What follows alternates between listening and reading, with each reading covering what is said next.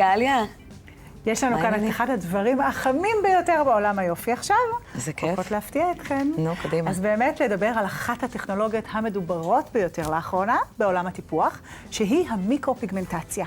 כדי להישאר מעודכנות בכל ההתפתחויות המבורכות בתחום, הזמנו אלינו את אחת המומחיות הגדולות בנושא, לא רק בארץ, אלא בעולם כולו. ברוכה הבאה, מריקה. תודה רבה. איזה כיף, פעם ראשונה אצלנו במילון. נכון, כיף להיות פה. אני מבינה שאת ככה מסתובבת בעולם, בכנסים, חובה לומדת, והיום באת אלינו כדי להסביר לנו מהי מיקרופיגמנטציה. אז מה זה באמת? אוקיי, מיקרופיגמנטציה צריך להבין בעצם את ההבדלים בין מיקרופיגמנטציה למה שהיה פעם איפור קבוע, או טאטו, או קעקוע.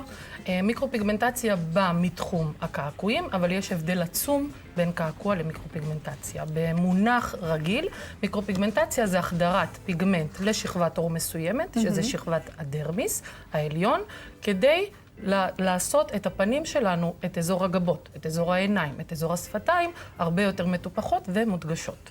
לתת נוכחות, מה שנקרא, למראה.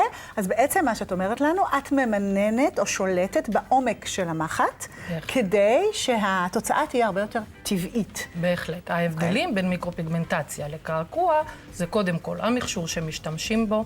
היום התחום הוא פרוץ בהחלט, אבל אנחנו חייבים להבין שכדי לעשות טיפוח פנים, כדי להדגיש את אזור הפנים שלנו, אסור לנו בשום אופן ללכת לבן אדם שעושה קעקועים או איפור קבוע.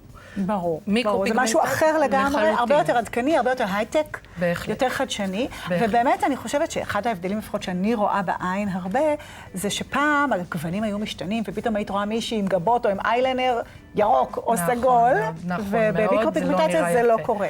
אני אסביר.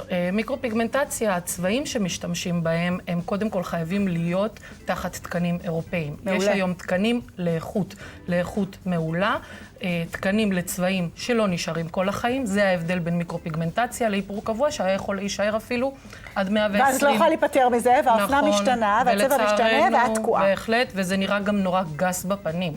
הטנדנציה היום זה לעשות הכל טבעי, וזה מיקרופיגמנטציה, זה להדגיש את הגבות, להדגיש את השפתיים בצורה כזו, שזה רק יעצים את היופי שלך. מעולה, אני מאוד אוהבת את המגמה הזאת. את גם לא תקועה עם זה, את יכולה אחרי כמה שנים לעשות, לשנות, להפסיק.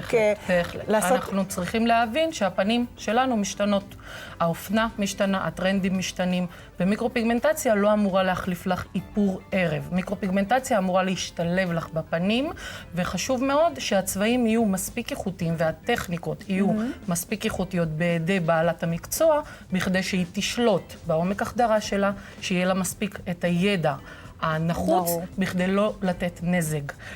כי זה לא משהו שנמחק בסוף הערב. זה מאוד חשוב שאת מציינת את זה. בהחלט. זה יכול להישאר למספר שנים, 2-3, אבל להבדיל שוב מטאטו, זה לא לכל החיים, זה לא משנה צבעים, וזה נראה מאוד מאוד טבעי. מאוד טבעי, אני יכולה להעיד, ראיתי מקרוב, ואת גם הבאת לנו דוגמאות. נכון. ובאמת ציינת כאן שאפשר לעבוד על אזור השפתיים, אזור העיניים, אזור הגבות. נכון. מה אנחנו רואים כאן? מה אנחנו רואים כאן? אנחנו רואים כאן מטופלת שהגיעה עם שפתיים, והיא רצתה לשנות קודם כל את האסימטריה הבולטת שלה. יש לה אסימטריה מאוד בולטת, והיא גם רצתה לתת גוון יפה לשפה.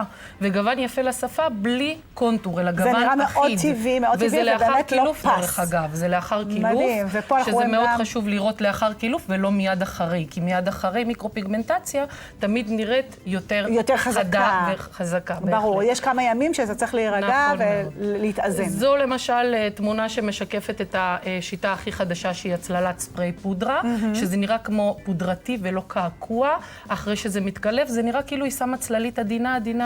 זה נראה ממש סופר טבעי. משתמשים בזה כמובן לגבות, אני מבינה, כי זה לאזורים ככה יותר. הצללת ספרי, בהחלט. ואנחנו, באייטם הבא שלך, אנחנו ככה מתכננות להתמקד בקטע של גבות, כי גבות זה טרנד היסטרי. נכון, טרנד היסטרי בכל העולם, לא רק בארץ. לחלוטין. מה באמת, דיבר קצת על זה שבאמת האזור צריך להתקלף, צריך כמה זמן החלמה יש, האם זה כואב, מה, במה מדובר? אוקיי, לגבי כואב זו השאלה הכי נפוצה, כשלקוחה מגיעה היא מפחדת והיא רועדת, ואני דווקא מסבירה לה שמיקרופיגמנטציה שנעשית בידיים מומחיות, זה לא כואב בכלל. לעשות גבות בחוט או בשעווה זה יותר כואב אפילו. אני מעידה ועשיתי גם וגם. ים, זה לא כואב בננות, וזה מוציא אותך פצצה.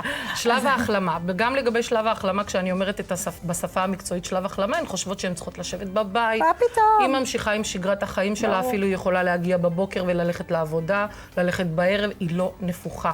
שוב, כשזה נעשה בידיים מקצועניות. וואו, את כזאת מעיין של ידע, שאני פשוט רגועה מזה שאני יודעת שאני בקרוב אראה אותך שוב, ואת תמשיכי להסביר לנו. תודה רבה, מריקה. תודה רבה.